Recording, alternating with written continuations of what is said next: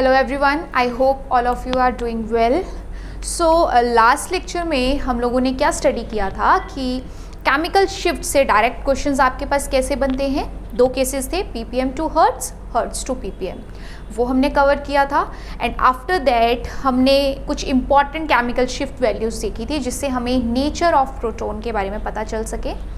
Then next हमारे पास था parameter multiplicity और स्प्लिटिंग ऑफ सिग्नल, वो हम कैसे कैलकुलेट करते हैं थ्रू फॉर्मूला और थ्रू शॉर्ट ट्रिक, दोनों चीज़ें देखी थी। अब साथ में उसकी इंटेंसिटी रेशो वाला फैक्टर भी बहुत इंपॉर्टेंट था कि अगर डबलेट आता है तो क्या इंटेंसिटी रेशो, जी 1:1, ट्रिपलेट आता है क्या इंटेंसिटी रेशो 1:2:1, तो वो इंटेंसिटी रेशो और वो पास्कल ट्राइंगल भी हमें आना चाहिए उसे। और मेमोराइज करने के लिए आपको बहुत सिंपल ट्रिक बताई गई थी, तो कुछ ज़्यादा मुश्किल भी नहीं है, ठीक। बट उसके बाद हमारा एक और पैरामीटर रह जाता है, क्योंकि हम स्टेप बाय स्टेप पैरामीटर्स क्यों स्टडी कर रहे हैं कि किसी भी अननोन कंपाउंड के स्ट्रक्चर तक पहुंचना है तो हम किन किन फैक्टर्स की हेल्प ले सकते हैं। नंबर ऑफ सिग्नल से पता चल गया, अलग अलग सेट, एरिया रेशियो से हर सेट में कितने प्रोटॉन, केमिकल शिफ्ट से उसका नेचर, मल्टीप्लिसिटी से अब उसका नेबरिंग। बट फिर भी एक हमारे पास ऐसा पैरामीटर है जो हमें और एक्स्ट्रा एडिशनल इंफॉर्मेशन दे सकता है, विच इज़ कपलिंग कांस्टेंट, जो यहाँ पे लिखा हुआ है। सो आज हम यही स्टार्ट करेंगे। कपलिंग कांस्टेंट होता क्या है और इससे हमें इंफॉर्मेशन मिलती कैसे है, और ये बाकी पैरामीटर्स में हमें एडिशनल क्या हेल्प कर देता है। तो कपलिंग कांस्टेंट को हम लोग रिप्रेजेंट करते हैं जे से, और हमेशा हर्ट्ज में बताया जाता है। जैसे आपको क्लियर किया था कि केमिकल शिफ्ट को हम पीपीएम में ही रखेंगे, पीपीएम में इसलिए क्योंकि वो हमारे पास अप्लाइड फ्रीक्वेंसी या मैग्नेटिक स्ट्रेंथ के इंडिपेंडेंट रहती है, उसका कोई खास फर्क नहीं पड़ता उस पर, इसलिए हम पीपीएम में रखते हैं। तो कपलिंग कांस्टेंट को इसी तरीके से हर्ट्ज में बताया जाता है क्योंकि ये हर्ट्ज में कांस्टेंट रहता है। बट है क्या coupling constant?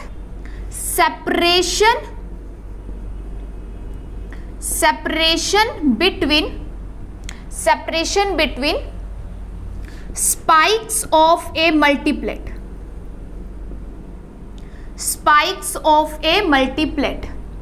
separation between spikes of a multiplet is termed as coupling constant। क्या कहना चाहती हूँ कि एक कोई मल्टीप्लेट है, सपोज आपके पास ऐसे कोई एक क्वार्टेट आ गया, सिग्नल में क्वार्टेट नजर आया, मल्टीप्लेट कह सकते हो ना इसको, जब सारी लाइंस को अगर नाम ना देना हो तो कंबाइन करके हम मल्टीप्लेट कह देते हैं।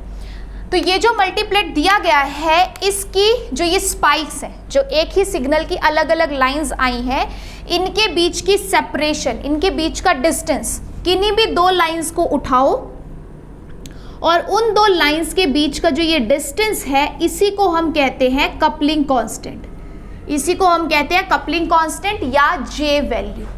Okay, the separation between spikes of a multiplet. तो कई बार आपके पास क्या होता है कि आपको इनकी अलग अलग लाइंस की पोजीशन दी होती है, ठीक है।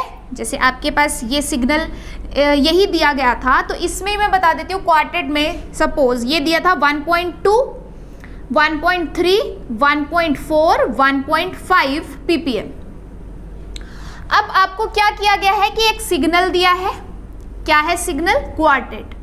क्वार्टेट की कितनी लाइंस? 4 लाइंस, और उन 4 लाइंस की पोजीशन तुम्हें दी है, उन 4 लाइंस की पोजीशन तुम्हें दी है।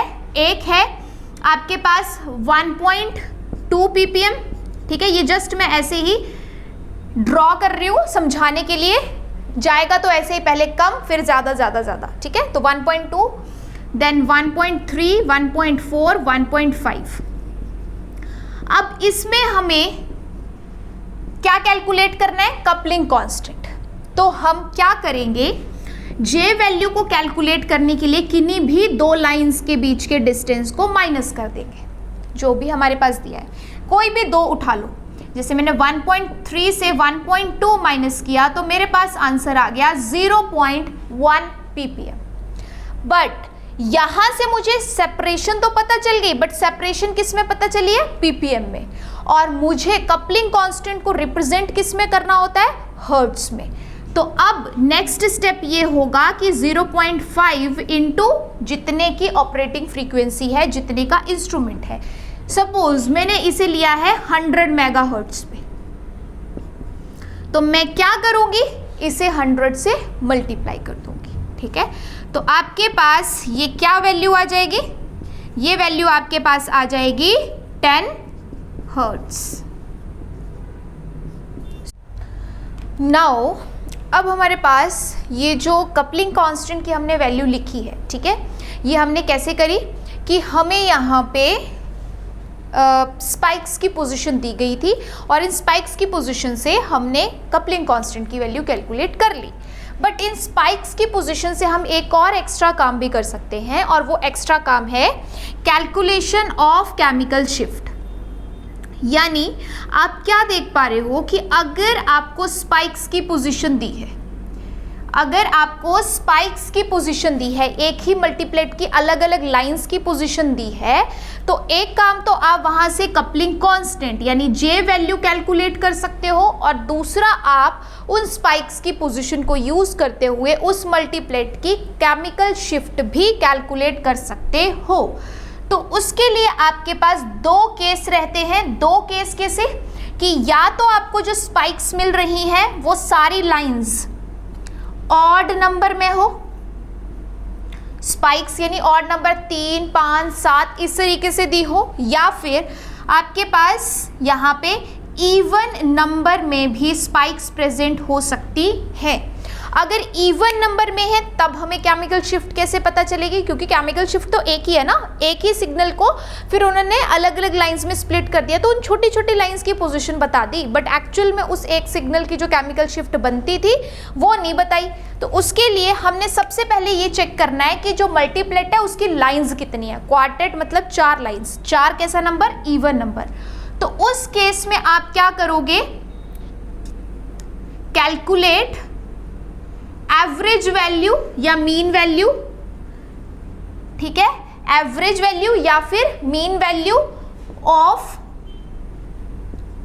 Middle to intense, middle to intense signals, middle to intense signals. क्या कह रही हूँ, कैलकुलेट एवरेज या mean value of middle to intense signals. कि आपके पास अगर इवन नंबर में है तो जो मिडल वाली दो सबसे इंटेंस वैल्यूज दी गई है उन इंटेंस वैल्यू का मीन कैलकुलेट कर लो। जैसे यहाँ पे अगर मैं कैलकुलेट करूँ तो मेरे पास क्या होगा कि 1.4 प्लस 1.3 डिवाइड बाय 2, तो जो भी मेरे पास यहाँ पे वैल्यू आएगी वो वैल्यू होगी इसके केमिकल शिफ्ट की, इस क्वार्टेट के केमिकल शिफ्ट की। बट इन केस अगर मेरे पास दिया होता ऑड, सपोज ऐसे मैंने एक ट्रिपलेट यहाँ पे रखा है, ट्रिपलेट में आपको दिया है 3.5, 3.6 एंड 3.7। अब इस ट्रिपलेट की मुझे स्पाइक्स की पोजीशन दी है बट केमिकल शिफ्ट जो है एक्चुअल वो नहीं बताई।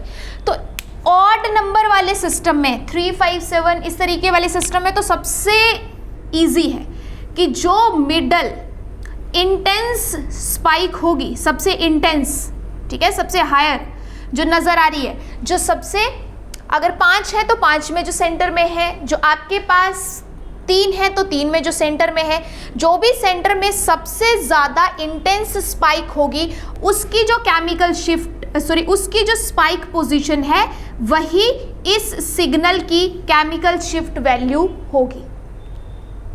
सुनिए क्या कहा मैंने कहा कि जब आपको ऐसे स्पाइक्स की पोजीशन दी होती है तो कपलिंग कांस्टेंट तो हम कैलकुलेट करते ही हैं, इसके डिफरेंस को माइनस करते हुए पीपीएम में मिल जाता है, फिर हर्ट्ज में कन्वर्ट कर देते हैं। बट इन स्पाइक्स की पोजीशन से हम एक और एक्स्ट्रा काम कर सकते हैं और वो है calculation of chemical shift. In case question में आपको सिर्फ स्पाइक की पोजीशन दी है, उस सिग्नल की केमिकल शिफ्ट नहीं दी, तब आप क्या करोगे, सबसे पहले चेक करोगे कि सिग्नल की जो लाइंस हैं वो ऑड नंबर है या इवन नंबर।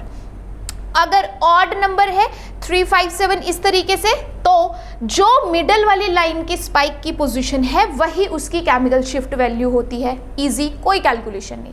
और अगर इवन नंबर है आपके पास, ठीक है, 2, 4, 6 इस तरीके से जा रही है लाइंस, तब क्या करना है कि आप वैसे तो सारी लाइंस का भी मीन वैल्यू या एवरेज वैल्यू कैलकुलेट कर सकते थे, बट वैसा करने से कैलकुलेशन काफ़ी लंबी चली जाएगी, ज़्यादा टाइम कंज्यूमिंग होगा। इसलिए आपने क्या करना है, सिर्फ सेंटर वाली 2 लाइंस को चूज करना है। जो सेंटर वाली 2 लाइंस हैं, सेंटर वाली 2 इंटेंस वाली लाइंस हैं, उनकी एवरेज वैल्यू निकाल देनी है 1 + 4 + 1 + 3/2। ठीक है, एवरेज वैल्यू जो भी आएगी वो इस सिग्नल की होगी केमिकल शिफ्ट, या किसी भी इवन नंबर वाली लाइंस के जो मल्टीप्लिसिटी है उसकी केमिकल शिफ्ट वैल्यू ऐसे कैलकुलेट की जा सकती है। ठीक है, तो ये चीज़ भी नोट कर लो इन केस क्वेश्चन में कहीं ज़रूरत पड़ जाए, केमिकल शिफ्ट निकालनी हो बट आपको स्पाइक की पोजीशन दी हो, तो इस तरीके से आप कैलकुलेट कर सकते हो। अब ये जो हमारे पास कपलिंग है, जैसे हम पहले बात कर चुके हैं कि मल्टीप्लिसिटी जस्ट 3 बॉन्ड डिस्टेंस तक हम चेक करते हैं, तो वो कपलिंग की वजह से ही होता है। तो ये जो कपलिंग हमने करवानी है, ये सिर्फ हमने कहाँ तक देखनी है, up to 3 bond distance. Up to 3 bond distance तक हम कपलिंग की बात करेंगे, उसके बाद कपलिंग की स्प्लिटिंग की कोई बात नहीं करेंगे। और ये जो 3 बॉन्ड डिस्टेंस है, ये मोस्टली सब एग्जाम्पल्स में, सब मॉलिक्यूल्स में चल जाती है। एक केस ऐसा है जहां पे आप मोर देन 3 बॉन्ड डिस्टेंस वाली कपलिंग को भी कंसीडर करते हो। एक ऐसा है जहां more than 3 bond distance coupling को भी कंसीडर किया जाता है। और more than 3 bond distance coupling जब कंसीडर की जाती है, उस केस में हम कहते हैं कि लॉन्ग रेंज कपलिंग हो रही है। कैसी कपलिंग हो रही है? Long range coupling. और ये लॉन्ग रेंज कपलिंग या मोर देन 3 बॉन्ड डिस्टेंस वाली कपलिंग हमें देखने को मिलती है ज़्यादातर एरोमेटिक सिस्टम में। ठीक है, जहाँ पे ऑर्थो, मेटा, पैरा हर टाइप की कपलिंग को हम कंसीडर कर सकते हैं। तो किसी ग्रुप के अगर पैरा पोजीशन की बात की जाए तो वो 5 बॉन्ड डिस्टेंस हो जाएगा, मेटा 4 बॉन्ड हो जाएगा, ऑर्थो 3 बॉन्ड होता है। तो उसमें क्योंकि 3 से ज़्यादा को भी हम कंसीडर कर लेते हैं, इसलिए वो क्या है, लॉन्ग रेंज कपलिंग। बट ध्यान रखिए कि ये जो मोर देन 3 बॉन्ड डिस्टेंस है, ये सिर्फ हम एरोमेटिक सिस्टम में कंसीडर कर सकते हैं। बाकी सारे सिस्टम में हम कपलिंग सिर्फ कहाँ तक कंसीडर करते हैं, 3 बॉन्ड डिस्टेंस तक। ठीक है, 3 बॉन्ड डिस्टेंस तक ही कंसीडर होगी। और इसके लिए ये जो हमारे पास 3 बॉन्ड डिस्टेंस कपलिंग है, एक रिप्रेजेंटेशन आती है या फिर आप कह सकते हो नोटेशन आती है। ठीक है, कि इसे किस तरीके से हम रिप्रेजेंट कर सकते हैं। तो रिप्रेजेंट करने के लिए हम लिखते हैं NJXY। NJXY में मतलब क्या है, आपके पास N है बॉन्ड डिस्टेंस, N है बॉन्ड डिस्टेंस। बॉन्ड डिस्टेंस का मतलब जो अभी मैंने बात करी कि आपके पास एक प्रोटॉन दूसरे प्रोटॉन के साथ कपलिंग कितने के डिस्टेंस पे कर रहा है, 1 बॉन्ड पे है, 2 बॉन्ड पे है, 3 बॉन्ड पे है, कितने पे कर रहा है, वो चीज़ आपको यहाँ मेंशन करनी पड़ेगी कि 1 बॉन्ड डिस्टेंस, 2 बॉन्ड है, 3 बॉन्ड है, हो गया। और XY का मतलब है X एक आपके पास प्रोटॉन है तो Y भी एक आपके पास प्रोटॉन है। 2 म्यूचुअली कपलिंग प्रोटॉन्स। X और Y का मतलब 2 mutually coupling protons. 2 mutually coupling protons, यानी आपके पास A B के साथ कपलिंग कर रहा है और B जो है वो A के साथ कपलिंग कर रहा है, या X Y के साथ और Y X के साथ। तो म्यूचुअली कपलिंग प्रोटॉन्स जो होते हैं उनको यहाँ पे हम मेंशन करते हैं। तो वो आप नॉमेनक्लेचर कैसे भी कर सकते हो, XY कर लो, HA HB कर लो, जैसे आपको लगता है वो रिप्रेजेंट किया जा सकता है। तो मैं यहाँ बताना क्या चाह रही हूँ कि सपोज आपके पास मॉलिक्यूल है CH3 CH2 Cl। तो आपको पता है कि 2 सिग्नल आएंगे, शील्डेड डिशील्डेड कौन होगा, ये एग्जांपल हम कर चुके हैं पहले, स्प्लिटिंग क्या होगी। बट अगर मुझे बताना है कि ये 3 प्रोटॉन 2 के साथ कपलिंग कर रहे हैं और ये 2 प्रोटॉन 3 के साथ कपलिंग कर रहे हैं, तो रिप्रेजेंट कैसे करूंगी। तो मैं इन तीनों प्रोटॉन को A मान लेती हूँ, इन दोनों प्रोटॉन को मैं B मान लेती हूँ। ठीक है, कुछ ऐसा नजर आएगा आपको ये।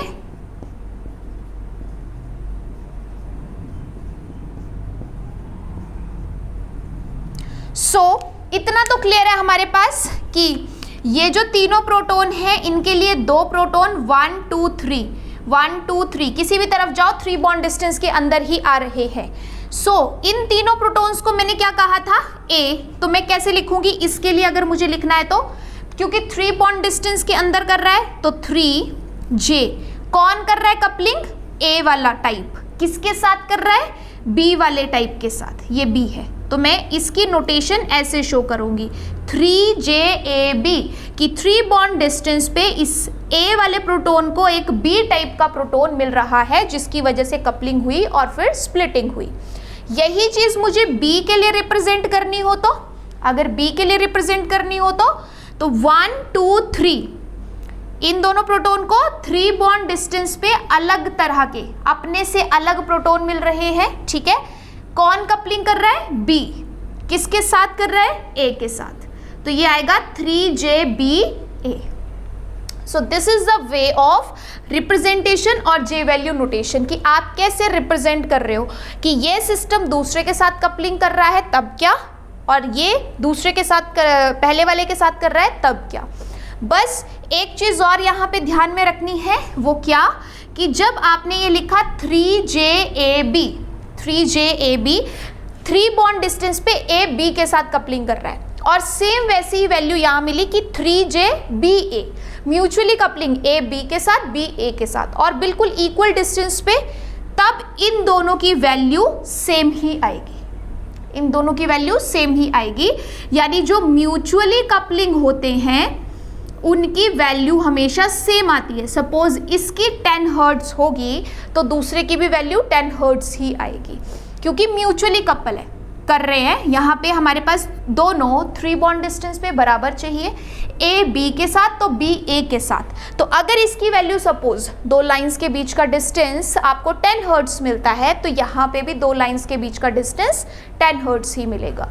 ये आपको यहाँ पे पता चल रहा है रिप्रेजेंटेशन या फिर नोटेशन से, ठीक है।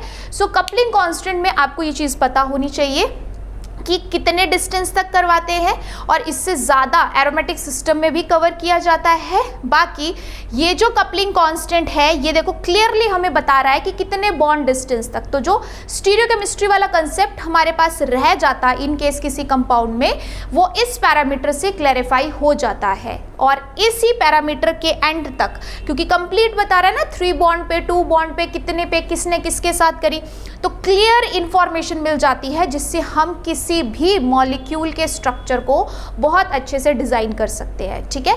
कि अगर हमारे पास, जैसे हमने स्टार्टिंग में देखा था, कोई डाटा दिया होगा तो उसके number of signal, area ratio, chemical shift, multiplicity और कपलिंग कांस्टेंट, इन सारे पैरामीटर से उसके स्ट्रक्चर को डिज़ाइन कर सकते हैं, ठीक है।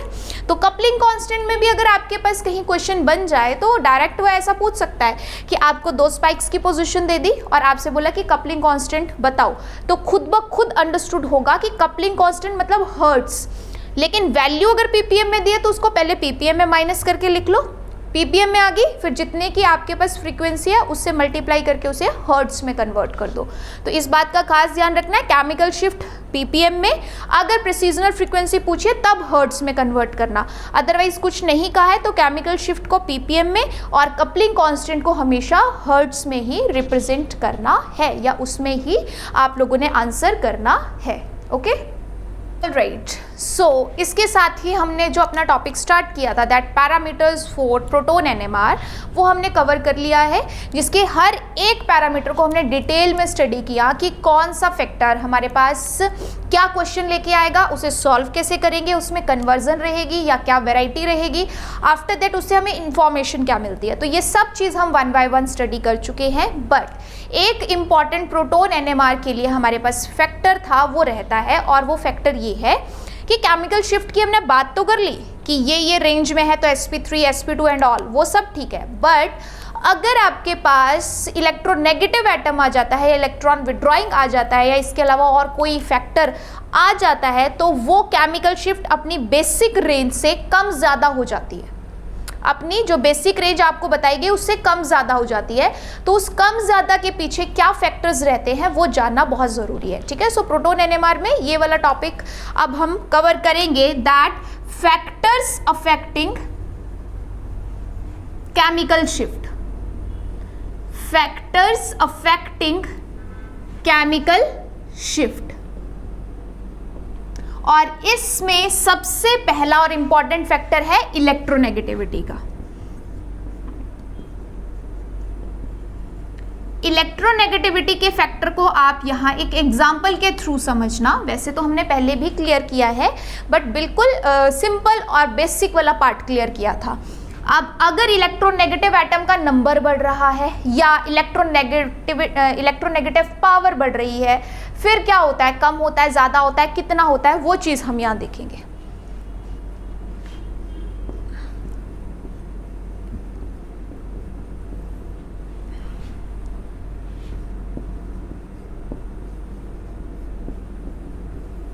देखो, सबसे पहले तो बात आपके पास यहाँ पे मेंशन करना है कि X जो है कोई इलेक्ट्रोनेगेटिव एटम है, ठीक है, पहले केस के लिए। तो आपके पास यहाँ पे जब इस प्रोटॉन के साथ, ये जो दो प्रोटॉन है इनके साथ एक इलेक्ट्रोनेगेटिव एटम रहेगा तब, और जब दो इलेक्ट्रोनेगेटिव एटम रहेंगे तब वैल्यू में क्या डिफरेंस आएगा। तो जब एक इलेक्ट्रोनेगेटिव एटम होगा तो इस CH2 के प्रोटॉन की आपके पास जो वैल्यू होगी वो कंपैरेटिवली लो होगी। कंपैरेटिवली कैसी आएगी, लो वैल्यू, क्योंकि सिर्फ एक ही इलेक्ट्रोनेगेटिव एटम है ना इलेक्ट्रॉन डेंसिटी को पुल करने के लिए। बट यहाँ पे आपके पास जो ये CH के प्रोटॉन की वैल्यू है वो कंपैरेटिवली हाई आएगी, इसके कंपैरिजन में हाई आएगी। और हाई वैल्यू का मतलब होता है डी शील्डेड, हाई वैल्यू का मतलब होता है डी शील्डेड प्रोटॉन्स, ठीक है। तो हमें यहाँ से क्या पता चल रहा है कि जैसे जैसे number of electronegative atom increase करेगा, ठीक है, क्या पता चल रहा है कि as number of electronegative atom increases value goes higher. Chemical shift की वैल्यू क्या हो जाती है, ज़्यादा, और ज़्यादा होने का मतलब है कि अब उसका सिग्नल कौन से रीजन में जाता जा रहा है, डी शील्डेड या फिर डाउन फील्ड, डी शील्डेड या फिर डाउन फील्ड रीजन में जाता जा रहा है।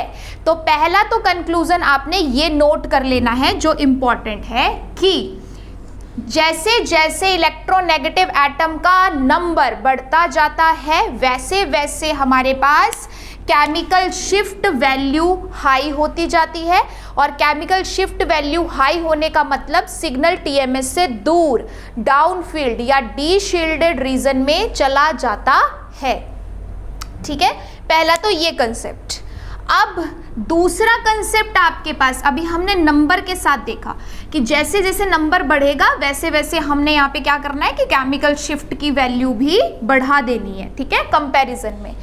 अब दूसरा आपके पास है कि अगर ये X डिफरेंट है, लाइक एक ही इलेक्ट्रोनेगेटिव एटम है या दो ही है, बट कुछ केसेस ऐसे हैं जिसमें X आपके पास फ्लोरीन है या X आपके पास क्लोरीन है या X आपके पास ब्रोमीन है।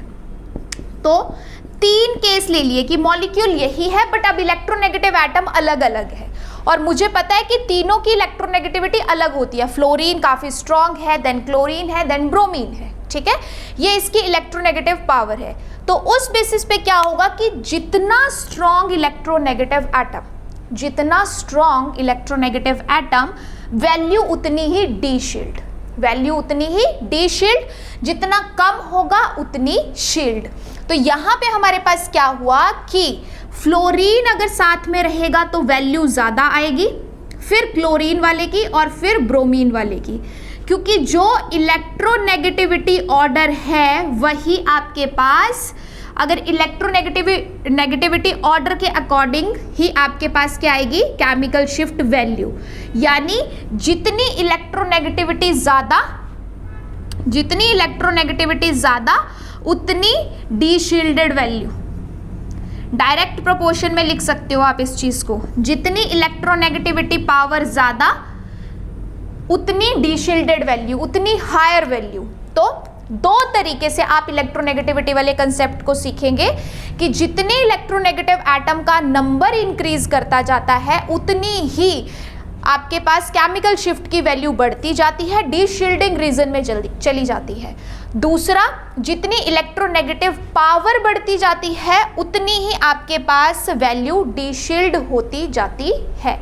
तो ये दो अलग अलग तरीके आपके पास, मतलब सिंपल है, एक ही कंसेप्ट, जितनी इलेक्ट्रोनेगेटिविटी ज़्यादा, अब चाहे वो एक अकेला ही इलेक्ट्रोनेगेटिव पावर अपनी ज़्यादा रखता हो, चाहे बहुत सारे मिलके कर दे, तो जितनी इलेक्ट्रोनेगेटिविटी ज़्यादा उतना प्रोटॉन इलेक्ट्रॉन डेंसिटी अपनी तरफ, सॉरी वो एटम प्रोटॉन इलेक्ट्रॉन डेंसिटी अपनी तरफ पुल करेगा, प्रोटॉन के पास कम रह जाएगा, कम रहेगा तो उसका इलेक्ट्रॉन डेंसिटी कम, तो इंड्यूस्ड मैग्नेटिक कैरेक्टर कम, इंड्यूस्ड कम तो इफेक्टिव ज़्यादा, इफेक्टिव ज़्यादा तो हाई वैल्यू, और हाई वैल्यू कौन सा रीजन, डीशील्डेड। तो सिंपल याद रखो, जितनी इलेक्ट्रोनेगेटिविटी ज़्यादा या इलेक्ट्रोनेगेटिव एटम का नंबर ज़्यादा उतनी वैल्यू डीशील्डेड या डाउनफील्ड, और डाउनफील्ड मतलब हायर नंबर, टीएमएस से दूर।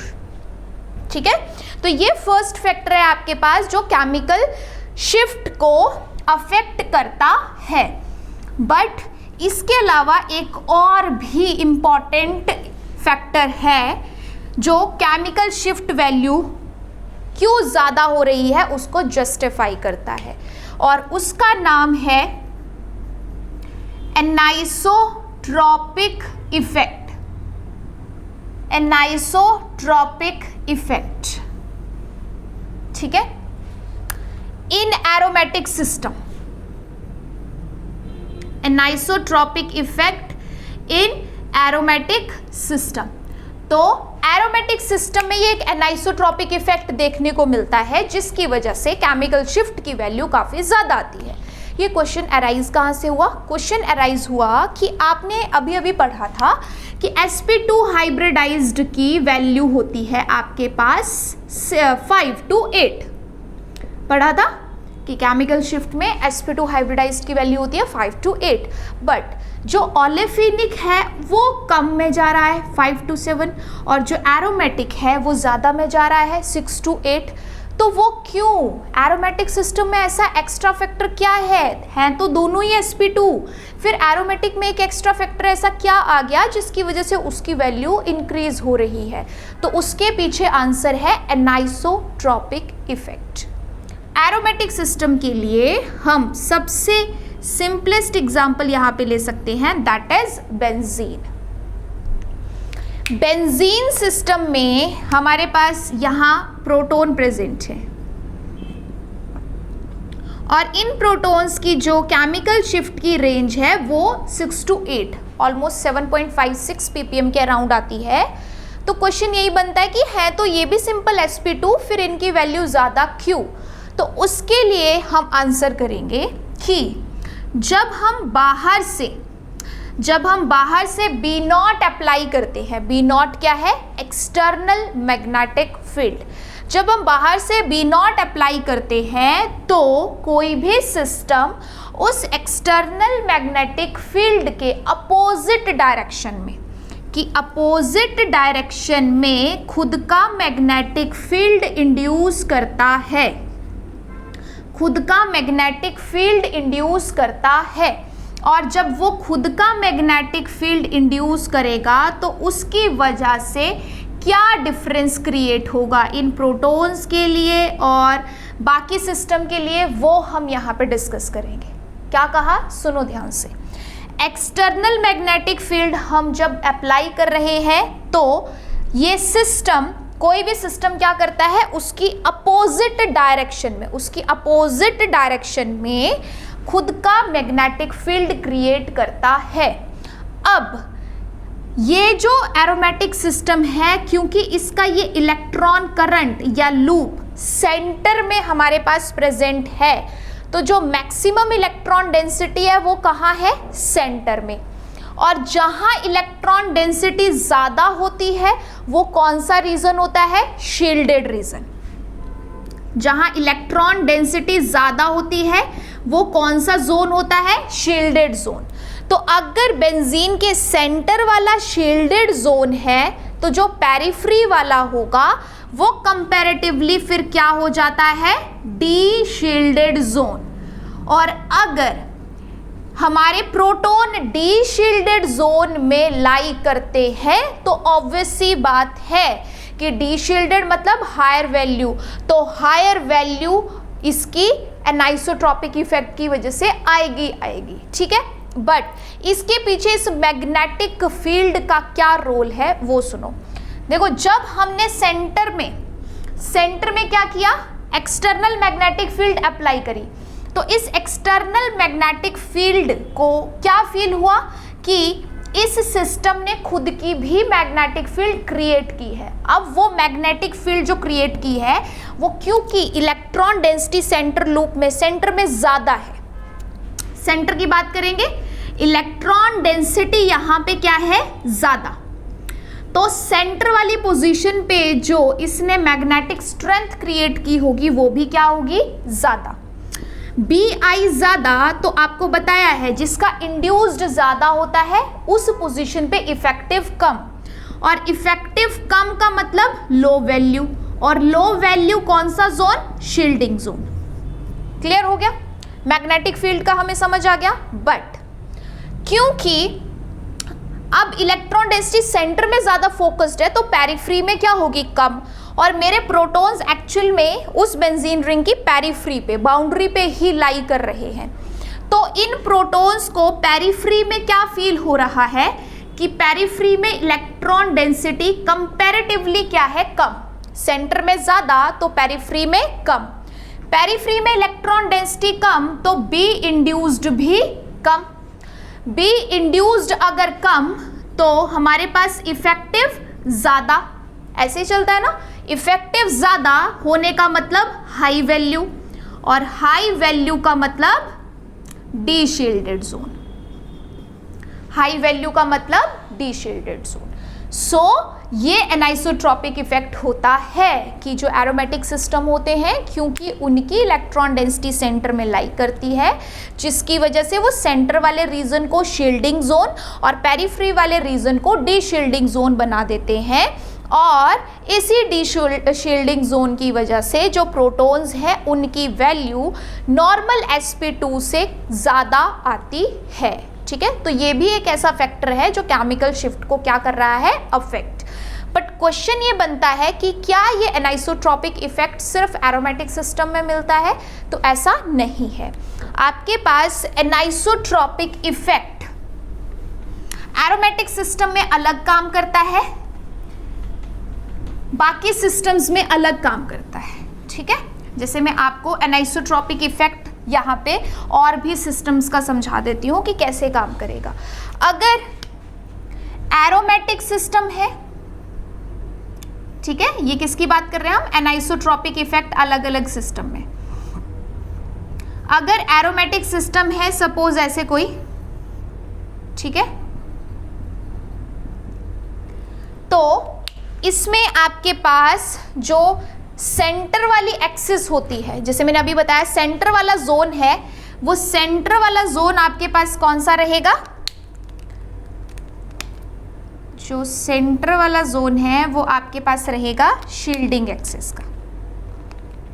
तो हम इसे ऐसे रिप्रेजेंट करेंगे कि सेंटर है शील्डिंग जोन और पेरिफ्री है डी शील्डिंग जोन। अब इसको आप ऐसे भी लेके जा सकते हो, ऐसे भी लेके जा सकते हो, तो ये डी शील्डिंग जोन और ये शील्डिंग जोन। मतलब कोई एरोमेटिक सिस्टम ऐसा है जिसके सेंटर में कोई हाइड्रोजन ऐसे मिल जाता है, क्योंकि बहुत बड़े बड़े स्ट्रक्चर भी होते हैं ना, और सेंटर में कोई हाइड्रोजन ऐसे मिल जाता है, बिल्कुल सेंटर के ऊपर ऐसे लटका हुआ है किसी स्ट्रक्चर के थ्रू, एरोमेटिक सिस्टम का ही, ठीक है, बट उस रिंग के साथ डायरेक्ट नहीं है, तो वो जो बिल्कुल सेंटर में आएगा वो शील्ड हो जाएगा प्रोटॉन। शील्डिंग एक्सिस के रेंज में अगर कोई भी आया, एनाइसोट्रॉपिक इफेक्ट का मतलब ही ये है कि सिर्फ बॉन्डेड नहीं होने चाहिए, साथ में अटैच्ड नहीं होने चाहिए। अगर सेंटर वाली एक्सिस में भी आ जाता है कोई प्रोटॉन, उस रेंज में भी आ जाता है, तो उस प्रोटॉन की वैल्यू शील्डेड हो जाती है, और अगर पेरिफ्री वाले रीजन में आ जाता है तो वैल्यू डी शील्डेड हो जाती है। क्योंकि एनाइसोट्रॉपिक इफेक्ट का मतलब एक अपना ऑरा क्रिएट करना, एक रेंज क्रिएट करना। तो उस एरिया के आसपास, अगर सेंटर के आसपास कोई भी प्रोटॉन आया शील्ड होगा, पेरिफ्री में आया डी शील्ड होगा। बट एंटी एरोमेटिक सिस्टम में अपोजिट होता है, क्योंकि एरोमेटिक और एंटी एरोमेटिक का बिहेवियर ही अलग होता है, तो इसमें बिल्कुल अलग चलेगा। इसमें क्या होगा कि आपके पास अब सेंटर वाला होगा डी शील्डिंग जोन और जो पेरिफ्री है वो शील्डिंग जोन। बिल्कुल अपोजिट चलेगा। जो आपने एरोमेटिक सिस्टम में पढ़ा उसके अपोजिट, एंटी एरोमेटिक में। अगर आपके पास नॉन एरोमेटिक है, जो हक्कल फैमिली का पार्ट ही नहीं होता है, देन सिंपल एज sp2, इसमें कोई शील्डिंग नहीं, कोई डी शील्डिंग नहीं, इसकी वैल्यू बिल्कुल वैसे ही चलती है जैसे सिंपल sp2 वाले सिस्टम की चल रही है, ओलेफिनिक वाले सिस्टम की चल रही है। तो यहां से एक और चीज क्या पता चल रही है कि एनएमआर की हेल्प से, इनकी वैल्यूज के हेल्प से हम एरोमेटिक, एंटी एरोमेटिक टाइप के सिस्टम को भी आइडेंटिफाई कर सकते हैं। ये जो एनाइसोट्रॉपिक इफेक्ट है, ये एरोमेटिक सिस्टम में वैल्यू को क्यों इंक्रीज करता है पता चल गया। एंटी एरोमेटिक में वैल्यू थोड़ी कम हो जाती है, उसका भी रीजन हमें पता चल गया, क्योंकि बिहेवियर दोनों का अपोजिट, तो इसकी एक्सिस भी अपोजिट बनती है। ठीक है जी, नॉन एरोमेटिक का सिंपल हो गया। इसके अलावा आपके पास ट्रिपल और डबल बॉन्ड में भी देखने को मिलती है एनाइसोट्रॉपी, लेकिन बहुत कम, क्योंकि जितनी इलेक्ट्रॉन डेंसिटी ज़्यादा उतना उसका स्ट्रॉन्ग मैग्नेटिक कैरेक्टर और फिर उतना ही उसकी आगे वैल्यूज भी हमारे पास ज़्यादा अफेक्ट करेंगी। जितनी इलेक्ट्रॉन डेंसिटी कम तो उसका मैग्नेटिक कैरेक्टर भी उतना कम, तो वैल्यूज कम हमारे पास करेंगी। बट ओलेफिन में भी बिल्कुल वैसे ही होता है जैसा एरोमेटिक सिस्टम। ओलेफिन्स में सेम एज एरोमेटिक सिस्टम, बस ये कि एरोमेटिक सिस्टम में क्योंकि नंबर ऑफ इलेक्ट्रॉन ज़्यादा है, ठीक है, तो उसका जो भी पावर है वो स्ट्रॉन्ग होगा, वैल्यूज भी हायर होंगी। इसमें क्योंकि इलेक्ट्रॉन डेंसिटी कम है तो आपके पास जो ये मैग्नेटिक फील्ड इसका खुद का क्रिएट होगा वो कंपैरेटिवली थोड़ा सा कम होगा, लेकिन सेम वैसे ही सेंटर वाला पार्ट शील्डेड और ये पेरिफेरी वाला part D shielded. That's why इसकी भी वैल्यू हमें ज़्यादा देखने को मिलती है। तो ओलेफिन सिस्टम में भी बिल्कुल वैसे ही चलेगा जैसा एरोमेटिक सिस्टम में था। बट ट्रिपल बॉन्ड में थोड़ा अलग होता है। ट्रिपल बॉन्ड में क्यों अलग होता है? क्योंकि इसके जो मॉलिक्यूल है वो सिलिंड्रिकल फॉर्म में रहना प्रेफर करते हैं।